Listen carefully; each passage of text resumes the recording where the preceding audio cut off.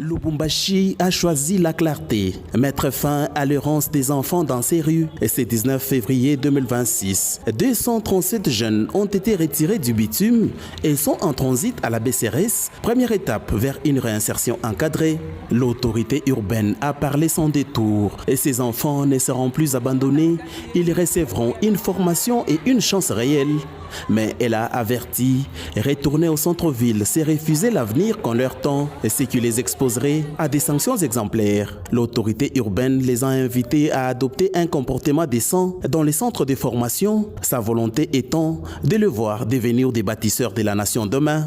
Gouverneur intérimaire, Martin Kazembe, Jomoyan, Tutuma, Tonakuya, pas comme représenté. Dans ma peine il faut m'encadrer.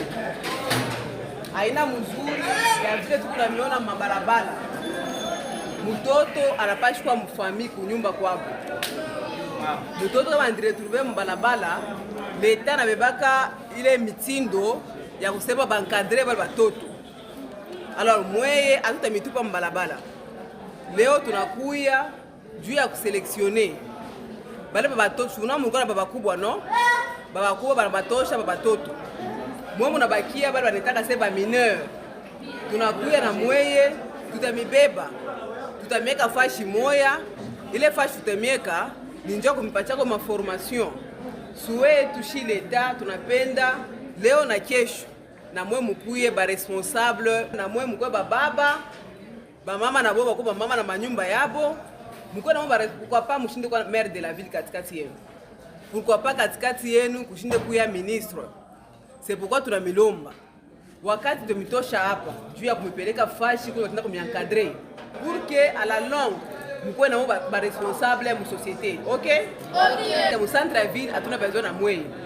Si tunapenda tumione mu centre. La ministre du Genre, Valériane Kiboko, a renforcé les messages de Joyce Tunda Chonsa en appelant à la discipline et à la dignité.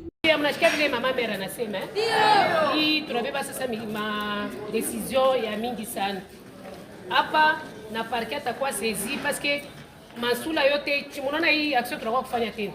Hii turule batora mbalabala ntuka atutamisemea tena mama mère anasema fashi yenu itakuwa wapi? Mtenda prison Chimuna mu prison banafanya kama nini? Mieux vaut kwa mu centre bamifundishe bamirishe. Kula tarudia mu balabala en tout cas cette fois-ci tunabeba ma décision ingine. L'autorité urbaine Joyce Tunda Chonsa et la ministre du Genre ont présenté des vivres et des vêtements leur envoyés par le gouvernement provincial, gestes concrets pour marquer le début d'une nouvelle vie. Mais au-delà des mesures sociales, c'est une véritable vision politique qui s'affirme. Cette initiative est appuyée par le gouvernement provincial, conduit par son Excellence Martin Kazembe Choula, dont l'engagement constant pour la jeunesse et la dignité humaine donne une force institutionnelle à cette action. Lubumbashi ne se contente pas de gérer une crise, elle trace une voie nouvelle, celle d'une ville qui refuse l'indifférence et choisit la responsabilité. Cette opération n'est pas une simple mesure sociale, c'est une rupture avec l'abandon. La ville de Lubumbashi veut transformer l'image de sa jeunesse, arracher des centaines d'enfants à la rue et leur offrir une trajectoire différente. La lucidité est là. La rue ne sera plus leur horizon, mais le point de départ d'une vie reconstruite.